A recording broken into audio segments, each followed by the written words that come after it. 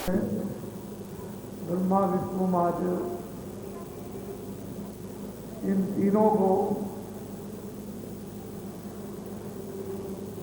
ये भार सौंप दिया और ये इजाजत दे दी निरंजन भगवान ने कि ब्रह्मा विष्णु महादेव ये तीनों के तीनों हमारा दर्शन न ये कर सके। यदि पिता का दर्शन कर लिया तो ये काम काज करना बंद कर दें, उत्पत्ति का पालन का करें। जो अच्छे बुरे काम करोगे उसका लेखा जोखा होता रहता है, उसमें कोई अदल बदल फर्क नहीं होता, तो लेखा जोखा ये जुग जुग से लेखा जोखा चला रहा। लेकिन ब्रह्मा विष्णु महादेव ये तीनों पिता का निरंजन भगवान का दर्शन नहीं कर सकते। आद्या महाशक्ति को ऐसा आदेव देव मिलने भी नहीं दिए, ये अपना काम करते हैं। और आप कितने सौभाग्यशाली हो कि अगर संत सदगुरु पूरे अगर मिल जाए तो ब्रह्मा भी मिल जाए, शिव भी मिल जाए और विष्णु भी मिल जाए और इन्हीं से आद्या महाशक्ति का साक्षात्कार हो जाए और निरंजन भगवान भी मिल जाए और ऊपर में माया उसका भी दर्शन हो जाए और ऊपर ब्रह्म है उसका भी दर्शन और उसके ऊपर चले जाए तो पार ब्रह्म को भी उसका भी दर्शन करें और उसके ऊपर जाए। लेकिन सच्चे सत्पुरुष संत मिलना चाहिए, जब तक वो नहीं मिलेंगे तब तक ये नहीं। तो जीव के लिए तो ये माफी दे दी गई कि संत गुरु के साथ तो ये जा सकता है, इसके लिए कोई रोक टोक नहीं है। और कर्म में जलाने के लिए उनके पास सब औषधि है, पाप भी जले और पुण्य भी जले, ये दोनों जगह। लेकिन ये सब सदगुरु के पास नहीं जा सकती और किसी के पास, और तो कर्मों का भुगतान देना ही होगा। तो सुबह आपको ये बताया गया था कि यह हिंसा तुम पर भी आवे एक दिन काल की पावे। जब आप दूसरों की हिंसा करोगे, किसी को मारोगे, हाथ काटोगे, पैर काटोगे, नाक काटोगे, गला काटोगे और निर्दयता करोगे, तो ये हिंसा आपके ऊपर भी आएगी और काल की पर आवे। फिर वही काल कर्मों का बन जाएगा काल और फिर वो घटित कर ले जाएगा जाकर के नरकों में, बस सजा मिल जाएगी। तो दिन और रात काटे जाओ, दिन और रात जलाए जाओ, करोड़ों करोड़ों वर्षों तक जलाए जाओ, वहाँ पर मौका मिलता नहीं है। तो असल में दया, जैसे अपने वो तकलीफ समझते हो, दुख समझते हो, ऐसे ही अपने से दूसरे को भी समझो, इसको तकलीफ होती है, दुख होता है, पीड़ा होती है, इसलिए दया। और दया हृदय में मनुष्य बनाती है, रहम आ जाए तो इंसान बन जाओ। और यही सीढ़ी ऊपर दया ही ऊपर की तरफ ले जाने वाली।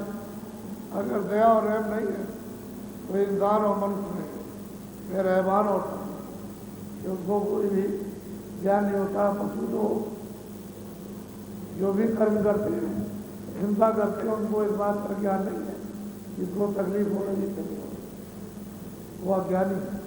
और मनुष्य को बुद्धि दी गई समझने के लिए कि तुम अपना जैसा समझोगे इसको भी तकलीफ हो रही है, इसको भी पीड़ा हो रही है, तो यह हिंसा तुम पर भी आते एक दिन काल और वो ऐसा चकनाचूर करेगा कि बिल्कुल एकदम चट्टी बना देता है, तो छोड़ता नहीं। उस दिन का कुछ करो उपाय, धन हाकिम कुछ काम नहीं। कहते हैं उस समय का उपाय करो, जिस समय काल पीठ पर आएगा और कितनी आपको पीड़ा अपनी तलवार से, अपने त्रिशूलों से कितनी पीड़ा देगा। कहते उस समय पर कोई धन, कोई और सामान, कोई हाकिम, कोई अफसरी एक भी काम नहीं आती। वहाँ ये सब कुछ चलता ही। उस दिन का कुछ उपाय, इंतजाम आज ही कर लो। और वो इंतजाम क्या है कि अगर पूरे सद्गुण मिल जाए और वो नामदान, नाम भेज देते और ये छोटे नाम की मनुष्य करने, कमाई करने लगे, तब तो इनका बचाव होता है। दूसरा कोई भी रास्ता नहीं बचने का। सीधा रास्ता खुला हुआ नीचे जाने का। और उतर गए तो फिर क्या, करोड़ों सीढ़ियां नीचे चले गए, फिर चढ़ करके आने का अवसर नहीं। बोलो। पर जो समझ बार तुम होते, तो धन से कुछ कारज। कहते हैं नर नारी बच्चे बच्चियां अगर समझदार होते तो जो कुछ भी पसीने से आपने सामान को इकट्ठा किया था, चाहे अन्न के रूप में हो, वक्त के रूप में हो, धन के रूप में हो, कोई भी किसी रूप में हो, तो उससे समझदारी से कुछ काम ले, कुछ थोड़ा काम ले, जिससे कि आपने धन से भी दूसरे का नुकसान किया, तन से भी नुकसान किया, वचन से भी नुकसान किया, आपने भाव से भी आपने नुकसान किया, साधन सामान से पड़ोसियों से भी नुकसान पहुँचाया। तो कहते हैं तुम जरा भी समझदार होते तो कुछ काम लेते। और काम क्या लेना? कारज लेना यह भी भाई, गुरु सेवा में खर्च कर। कहते हैं भाई काम क्या लो कि जाओ जहाँ संगत, जहाँ सच्चा उपदेश होता हो, जहाँ अंदरूनी भेद लोगों को सुनाया जाता हो, जहाँ अंदर की लोग साधना करते हो, वहाँ जाओ। कुछ अन्न, कुछ तन, कुछ धन, ये सब वहाँ खर्च करो। कुछ वचन खर्च करो, कुछ आंखें, कुछ कान लगाओ, वहाँ खर्च करो। और क्या करना है आपको? गुरु नहीं भूखा तेरे धन का, उन पर धन है भक्ति ना। कहते हैं कि गुरु किसी के धन के, सामान के, इससे वो भूखे नहीं। किसी भी तरह से जहाँ संगत इकट्ठी होती है वहाँ वो भूखे नहीं है। लेकिन एक रास्ता, एक क्रिया है, उसके मुताबिक तुम्हारा जो जमा है उसका मुजरा करो। और ज्ञान रूपी अग्नि तन रूपी मंदिर में जब वो जला देंगे तो जो गंदगी जमा होगी, ढेर लगा होगा, वो जल के राख। और जैसे ही हृदय में निर्मलता आई, दया आ गई और प्रेम में दोहरो हुए, तो राख भी उड़ जाएगी, आंसू गिर पड़ेगी, धुलाई हो जाएगी। लेकिन ज्ञान रूपी अग्नि की जरूरत है, वहाँ वही मसूल करेगी। ये अग्नि और शस्त्र, ये बाहर का पानी, ये कुछ नहीं कर सकता। वो ऐसी जगह पर कर्म जमा होते हैं जहाँ ये बाहर का पानी, जहर आदि, ये सब कभी जा नहीं सकता, वहाँ उसे नहीं धो सकते। उसके लिए तो अलग से चाहिए। वो तो जीवात्मा का सुख है, उसके धोने का, साफ करने का साबुन है, वो जड़ी है और वो महापुरुषों के पास, और किसी के पास नहीं है। किताबें तो बहुत लोग पढ़ते हैं, संस्कृत, उर्दू, हिंदी, अंग्रेजी बहुत पढ़े लिखे, लेकिन उसका क्या मतलब है? अपनी आत्मा को जगा लिया? नहीं, आत्मा के जगाने का रास्ता नहीं। वो तो पढ़े लिखे की जरूरत नहीं। वो तो जो भी पढ़ा लिखा होगा उसको यही जोड़ना। जब तुरंत को सबके साथ जोड़ेगा और बाहर सब कुछ भूल जाएगा, ना हिंदी उसको याद, ना अंग्रेजी, ना उर्दू, ना उसको संस्कृत, बाहर का ताज का सामान, ना अच्छे, ना बच्चे, ना कच्चे, कुछ याद नहीं रहेंगे। तुरंत सब सबके साथ रहो, कोई भी किसी तरह की याददाश्त नहीं देगा। ये तो सब आप कहते हैं गुरु इन सब चीज़ों के मुख है, लेकिन क्या मुख है कि तुम साफ हो जाओ, पवित्र हो जाओ, निर्मल हो जाओ, तुम्हारे कर्मों की गंदगी धुल जाए और जीवात्मा बिल्कुल एकदम पवित्र हो जाए और इस गंदगी से छुटकारा आ जाए। वो इस चिंता और फिक्र में रहते हैं तो कुछ मतलब है तन का मतलब इंद्रियों से और उससे संबंधित जो भी सामान है उससे मतलब संगत गुरु के सामने जाता है और वो क्या करते हैं इसी में पर तेरा उपकार करावे भूखे प्यासे को दिल। उनके दरबार में बहुत सी गरीब गुरबा आते जाते रहते हैं, उनके पास कुछ नहीं होता है, तुम्हारी सेवा स्वीकार कर और वो लगा देते हैं गरीब गुरुओं में, भूखे प्यासों में, और उनका भी काम तुम्हारे इससे खून पसीने की इस कमाई सामान से कितना बड़ा लाभ होता है। लेकिन वो गुरु के समझ अगर वैसे कुछ करोगे तो फिर उसका बंधन हो जाएगा और बंधन हो जाएगा तो लेना देना पड़ेगा और गुरु के द्वारा जो काम होगा वो लेना देना नहीं पड़ेगा, वो लेने देने का मुजरा कर जाएगा। इसलिए गुरु नहीं तेरे धन का मुद्दा उनमें धन है भक्त नाम का, पर तेरा उपकार कराने उससे उपकार करा देते हो भूखे देते तो तुमने सेवा की और तुमको भक्ति फल मिलता है। उनका खुश होना है भारी सत्य निज कृपा। अब वो महापुरुष कहते हैं कि भाई सदगुरु संत का प्रसन्न होना कितना महत्वपूर्ण है कि निरंजन भगवान भी खुश, ब्रह्म भी खुश, पार्वण भी खुश और मतलब सदगुरु भी प्रसन्न। अगर गुरु प्रसन्न नहीं है तो कोई नहीं, कोई खुश नहीं, न इधर खुश न उधर, किसी तरफ भी नहीं। तो उनका खुश होना भारी, उनका प्रसन्न होना बहुत भारी है। और वो कैसे होते हैं जब आप तन से मन से सेवा करते हैं, वचन को मानते हैं, भजन और ध्यान करते हैं, शब्द की कमाई करते हो। तो जो बच्चा पिता की आज्ञा का पालन करता है उनका के लिए अति प्यारा होता है, लेकिन आज्ञा का पालन न करो तो पिता के लिए भी पुत्र खतरनाक और दुखदायी। इसी तरह से संतों के यहाँ साधन भजन न करो और आदेश का पालन न हो तो बड़ा भाई दुखदायी, फिर वो प्रसन्न नहीं कर सकते। तो उनका खुश होना है यानी प्रसन्न होना अति भारी। ऐसा समझ लो कि जब प्रसन्न हो गए तो सतपुरुष की दया हो गई उनके द्वारा आपके ऊपर। सतपुरुष ऐसे दया नहीं कर सकते, निरंजन भगवान भी ऐसे दया नहीं करेंगे, ब्रह्म भी ऐसे दया नहीं करते, लेकिन उनमें होकर के सबकी दया हो और वो प्रसन्न नहीं है। गुरु प्रसन्न हो जाऊ पर वही जीव है सबके महापुरुषों ने समझाया इसमें भी वो नर नारी हो, यदि वो प्रसन्न हो गए उस जीव पर तो वो जीव सबसे मारे, सबसे ऊंचा,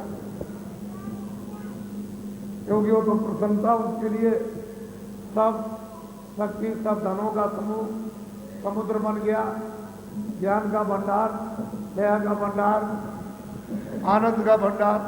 और अगर प्रसन्न नहीं है तो बारी की जारी करनी है, तो उनका खुश होना भी बारी, लेकिन वो खुश होने का तरीका भी है कि अगर मतलब है कि किसी को प्रसन्न करना चाहो तो उसकी सेवा करो, अंदर और बाहर दोनों करो।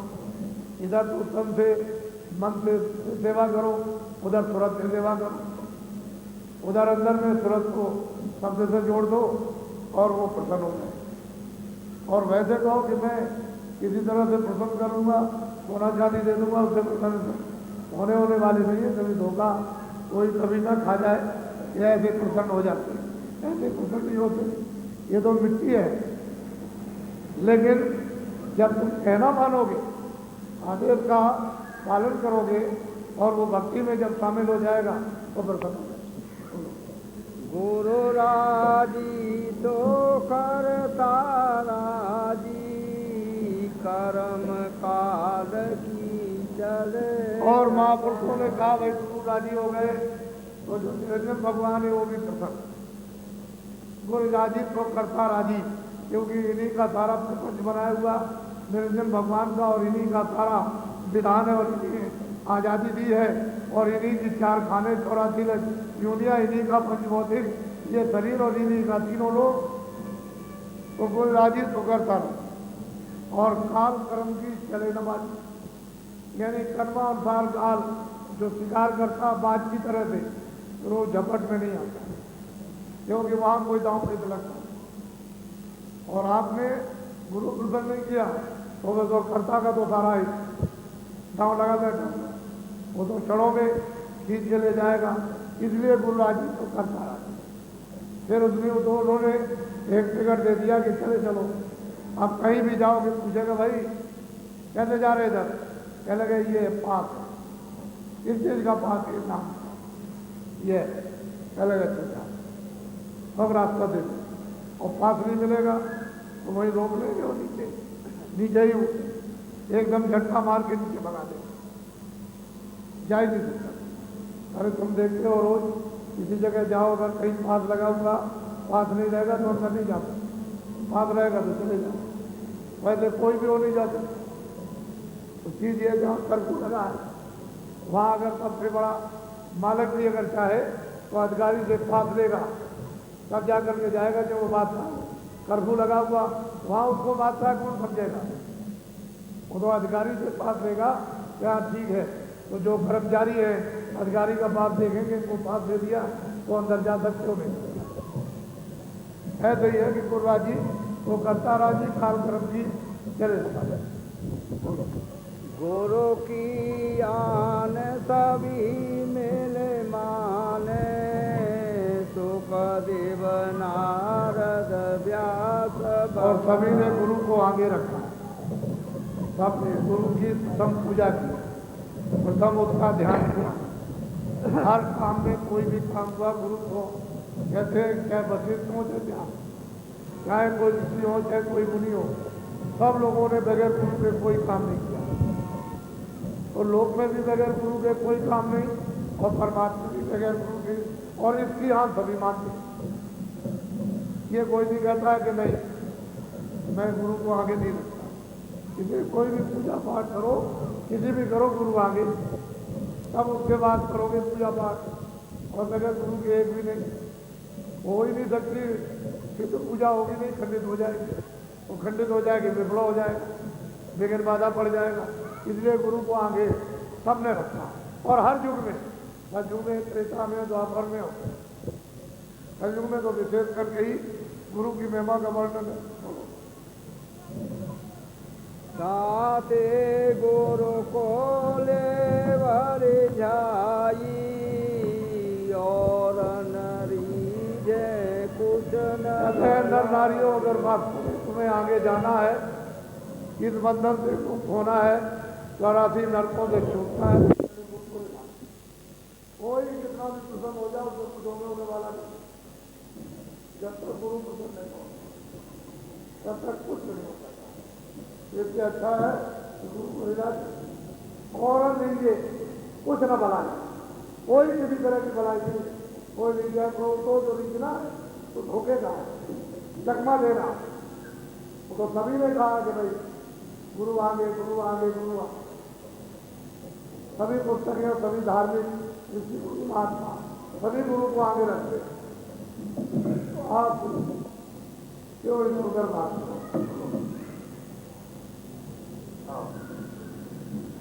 गुरु पर सन और सब रूठे, तो भी उसका रो।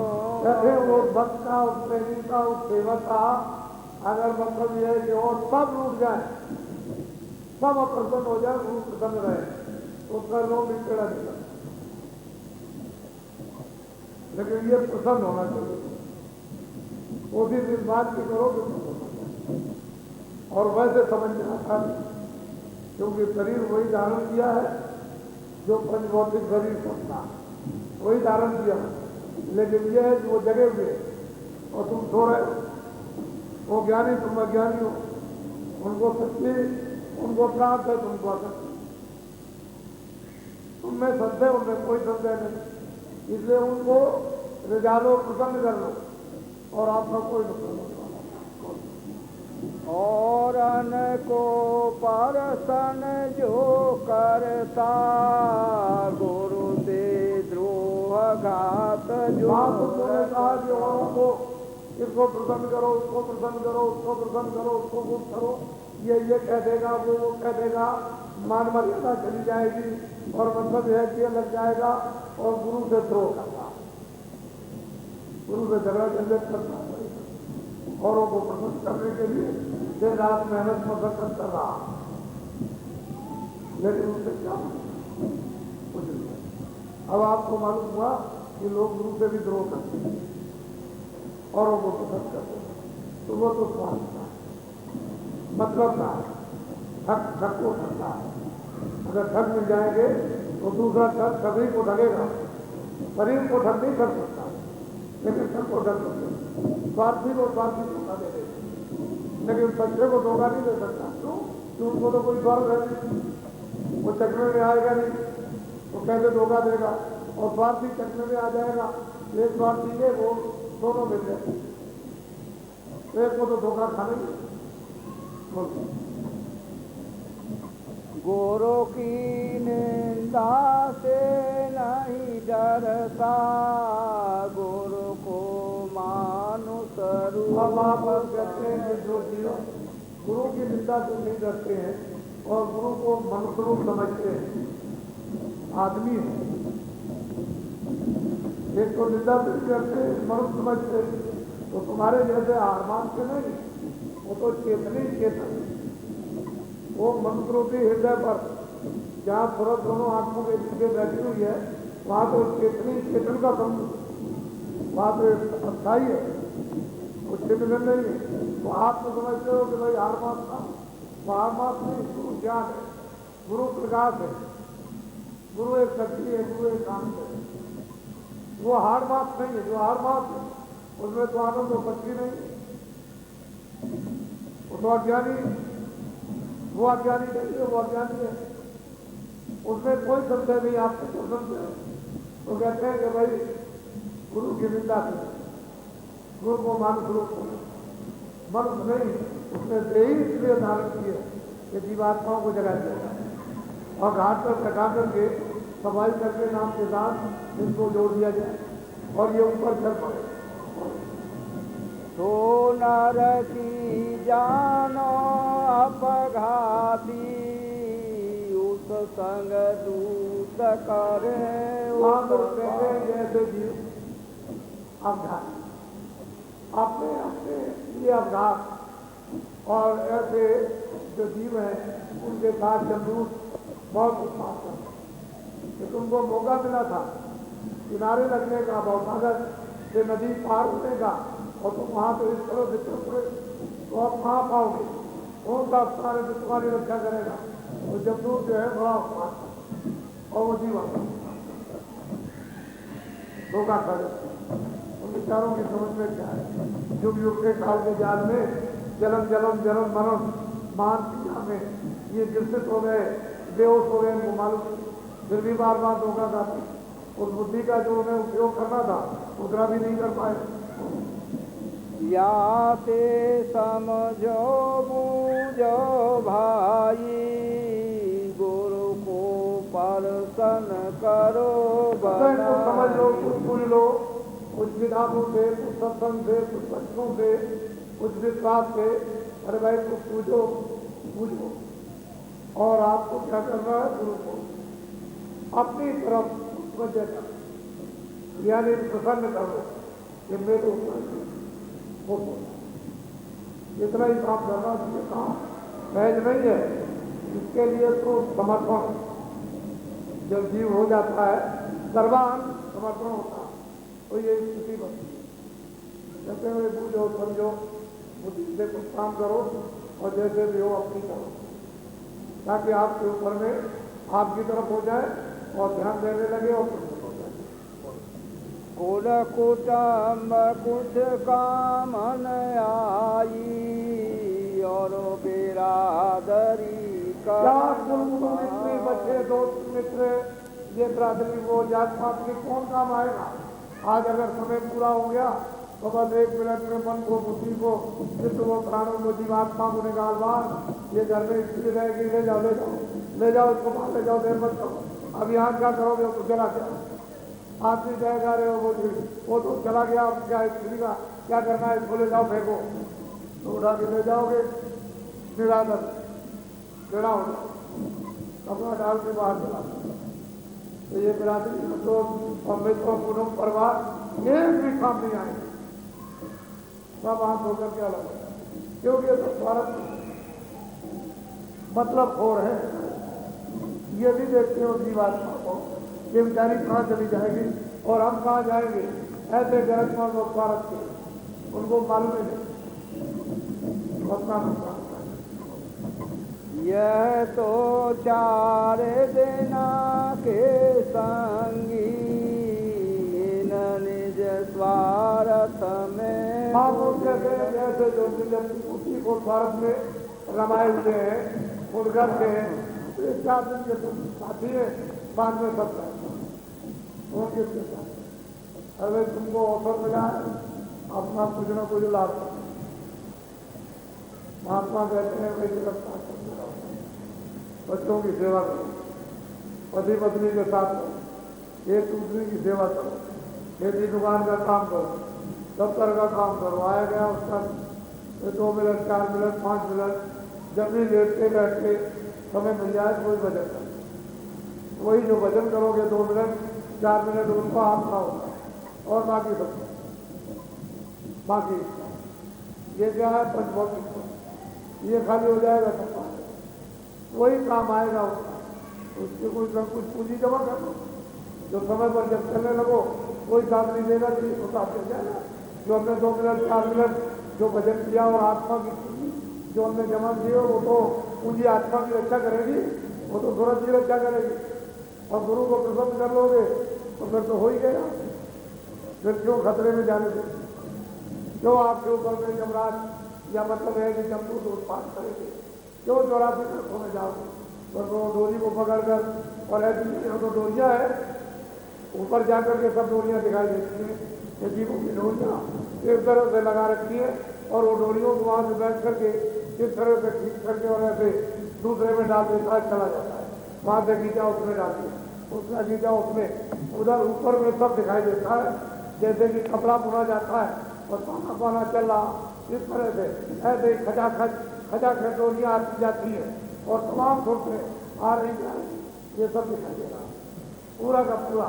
लेकिन क्या ये बाहर की कर्म इससे वो दिखाई दे, जब जीवात्मा भी आप कभी दिखाई देता। गुरु सहायता वाया करें उनसे भी करता को करते हैं। इधर कुटुंब परिवार घर बार और इधर भी आपके कामकाज में इधर भी सहायता करते हैं और गुरु उधर ले जाने भी देता है। और जो करता है, जो काल कर्म का मुजरा लेता है, वो कुछ नहीं कर पाता, फिर वो आपका प्राणी हो जाता है, भाई योगी बन जाते हैं। ऐसा करो कि भाई उनको ले जाओ, प्रसन्न करो, अपनी तरफ में उनका ध्यान आकर्षण करो, तुम्हारी तरफ देखने लगे, मानने लगे और प्यार करने लगे तो सब कुछ। और नहीं तो संतमत है, बहुत मीठा, समुद्र में ऐसी मिठास नहीं। समुद्र जैसा जो है उसको न मालूम कितने समुद्र भरे हुए अमृत के, और खारा इतना है कि किसी की समझ में ना। अगर सही संतमत का उपदेश हो तो एक भी आदमी उस उपदेश को ग्रहण नहीं कर सकता, मार गया। तो धीरे धीरे आपने देखा होगा कि कुम्हार जब घड़ा बनाता है तो अंदर में छाती लगा रहता है और ऊपर से पीटता है, अगर वो थापी लगाना बंद कर दे और ऊपर से मार दे मुगरी को तो बस गला फूट जाए, अंदर लगाए रहता है और ऐसे करके पीटता रहता है तो गला फूट जाए। इसी तरह से महापुरुष हाथ लगाए रहते हैं, ऊपर से धुगाई करते हैं, उसको गड़े को बनाते हैं। अगर हाथ डाले तो एक सेकंड भी नहीं टिकता। ये जीव में क्या हिम्मत है? तो वैसे ही मतलब ये कि झुकूंगा वैसे ही बैठा गिरा हुआ, इसमें क्या मैं कुछ नहीं। तो लगाए सबके हाथ और धीरे धीरे धीरे धीरे उसकी कढ़ाई बनाई तो बनाते हैं, सजाते हैं, सफाई करते हैं, मांजते हैं, धोते हैं।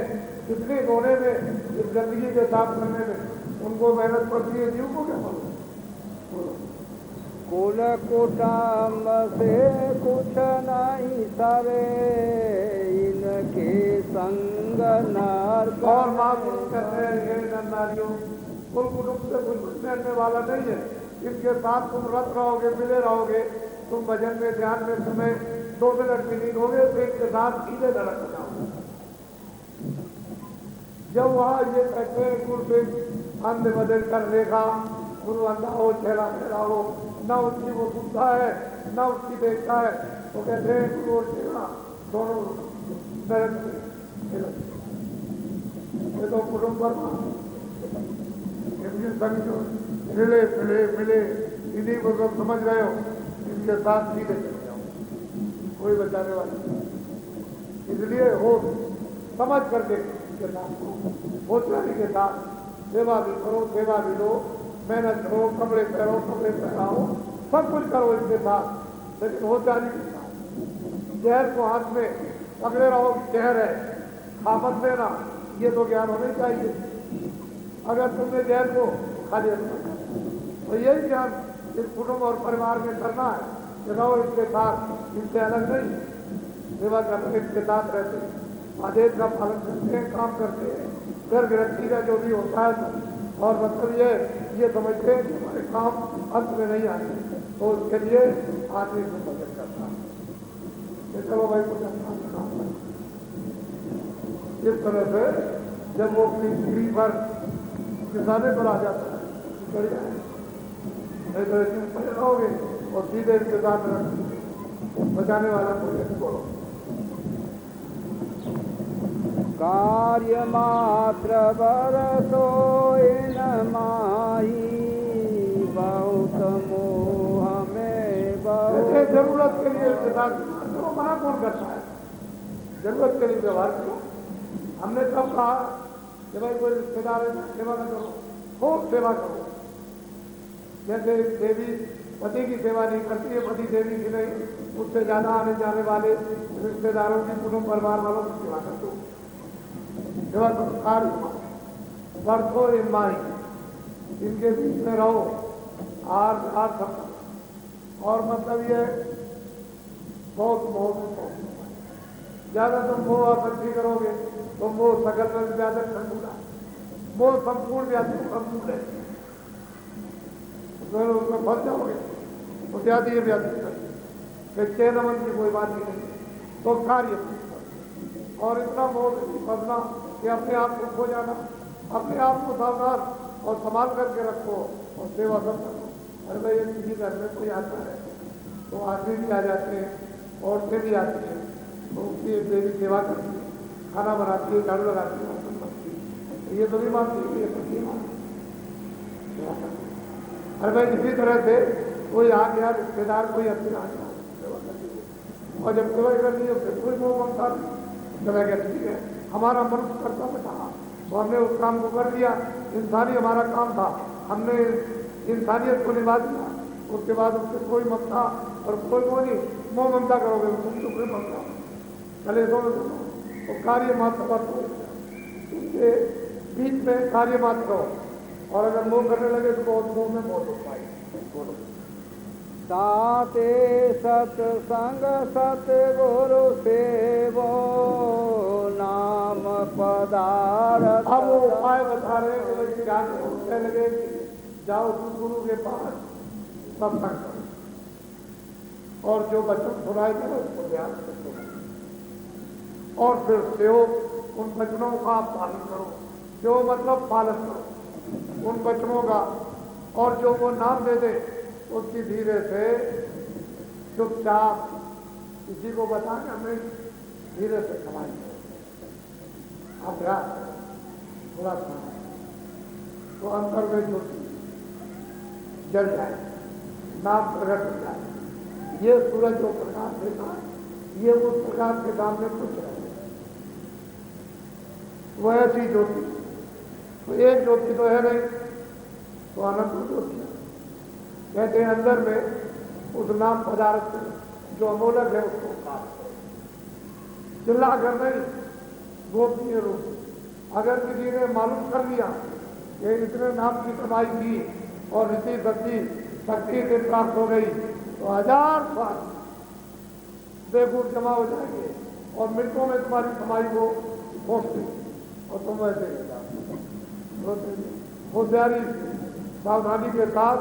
और मतलब ये कि चंद चालाकी से उस पूंजी को जमा करके रखना, लूटने न पाए। और तरीका उसका भाव बता देंगे ये पूंजी कैसे तुम रखोगे। गुरु समान और नाम समाना, तीसर सत्संग कहते हैं 3 चीजें हैं। एक तो गुरु जिस नाम को दे, जो चेतन नाम, और ये 3 मुख्य चीजें हैं। इसके अतिरिक्त सच्चा गुरु हो और उस बच्चे का सच्चा और जो नाम दे वो, ये 3 चीजें, ये ही जीव के लिए पार होने का सुलभ से जुम्मेदार। दूसरा अच्छा है, कुछ भी करो कुछ करो।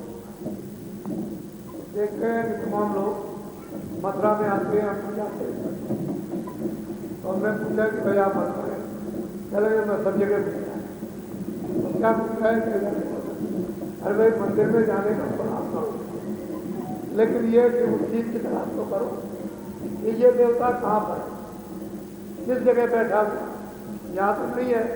ये तो एक प्रेरणा दे दी कि मंदिर में गए, भगवान राम का है, भगवान कृष्ण का है, ये देवी का है, ये महात्मा का प्रेरणा तो दे दी, लेकिन अब वो कहाँ पर है।